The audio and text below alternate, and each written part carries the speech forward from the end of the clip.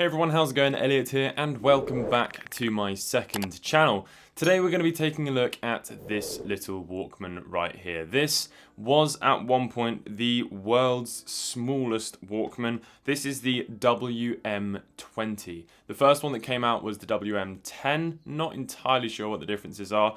I have actually got a WM-FM10, which is basically the same thing as the WM-10, except it has an FM radio on the front. So potentially the only difference was that the FM10 was just a little bit thicker, because then this FM20 is actually thinner, as you can see here. But I'm not completely sure, but it is very, very small. If I take a cassette tape, you can see it's pretty much the same size as a cassette tape box, and that was actually their advert. So it plays a little bit bigger.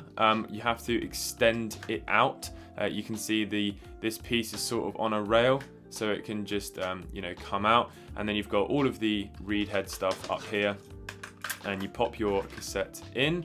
The cassette player only works, this little piece of plastic is falling out. We're going to have to address a lot of problems with this thing. The cassette player only works when you have something plugged into the 3.5mm jack on the side. So here is a cassette player, cassette speaker. Let's plug that in and press the power button. And you can actually hear some stuff is happening. What we're going to do, take out the cassette, let's remove this little piece of plastic. The battery is quite a cool little mechanism. There's a tiny little slide sort of thing just here. It's going to be very difficult to actually film me doing this. There we go. You slide it forwards and then up, or something like that. It's very difficult to do. And also I think these little gnarled bits have worn down slightly, but anyway, that is the battery cover, and then the whole thing runs off of one AA battery, which is really cool. They've managed to do that. If we can get it out, come on. I think this whole process is going to be very fiddly. I have actually done a video fixing this before, so I'm hoping we'll be able to fix this one as well. So there we go. Now I'm just going to go ahead and start removing all of the screws around the outside.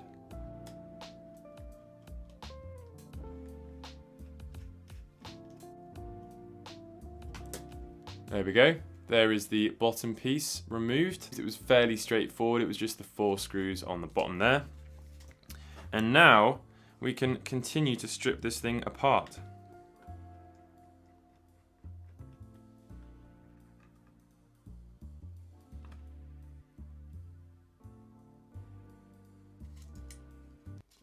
Voila! Okay, and there you can begin to see the problem. Those are the old belts that have gone all sticky and gunky. You can see it's just gone onto my thumb there. So we're going to have quite a bit of cleaning ahead of us. I don't know if you can see in there, but the old belt has gone all congealed and sticky and stuff. Can you see all of the old belt in there? Really nasty. So I'm going to have to go around and scrape all of that out as best I possibly can to ensure that it's all clear.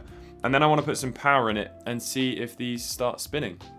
Well, actually, it'll probably only be this little motor here that's going to spin, but either way, we should just see if that's spinning, then the rest of it should work.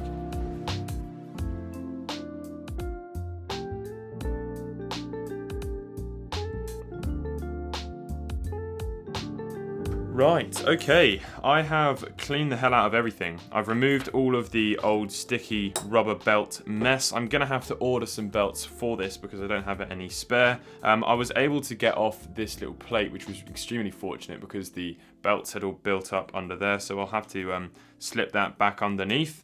But I want to keep that open because I want to test if the motor is spinning, because if it's not, then the whole thing is pretty kaput. So I'm going to take the battery and plug that in. You need as I said, a thing in here to actually do anything at all. And then we're going to press play and something is spinning. Yes, look at that. Fantastic. So it is actually spinning. What I actually might do is take the belt out from here and just pop it into here because I really want to see if it's working and how it sounds and everything like that. And then I can just order some replacement belts for the FM20. So I'm sure you'll all agree that'll be fun. Let's do that. There you go, able to just slide that through. Let me do these screws back down again. This is always such a nightmare, but I think this goes round the back here and then down there.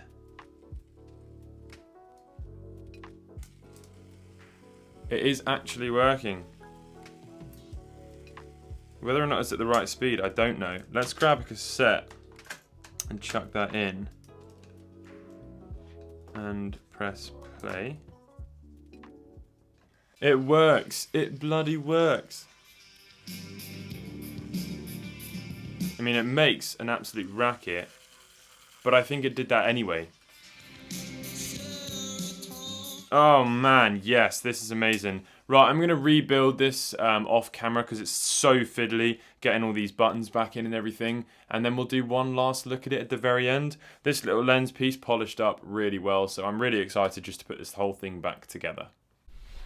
Okay, it's actually been quite a few days and I never finished editing this video or even filming this video. But this is the Walkman, the WM-20. Now, it's not perfect. There's a lot of things that are wrong with it. It definitely is working, as you saw there in the last clip. But unfortunately, the condition of it is just not very good at all. And even with this in place, there seems to be something going wrong with the case. You can see there's quite a few dents in the back there, but when I actually took this thing apart, there was some paper that was in between the case and the motherboard. And I think the reason that they had done that is because the back of the case here is rubbing on something. And I think one of the sort of the spindles as well is loose and it's rubbing against something. So every single time I play this with the case back on, it sounds awful.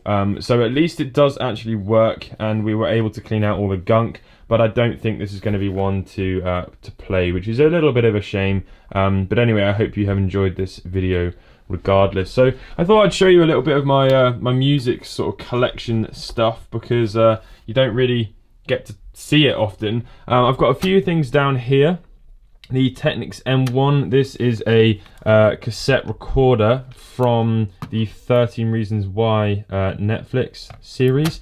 There's a small cassette player over there which I really want to save to talk about in another video. And then up here I've got my collection of slightly more expensive Walkmans, 3 TPSL2s, a BL something or other, 5 something.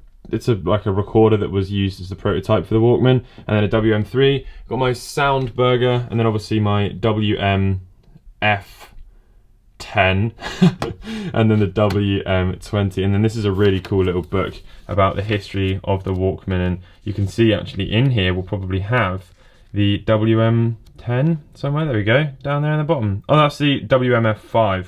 Oh my goodness, there's so many. Well, anyway, I hope you have enjoyed this video. Sorry it didn't quite have the best outcome, but it was still a lot of fun and it's all a good learning experience. If you did enjoy the video and you're new to the second channel, please consider subscribing and I'll catch you all in the next one.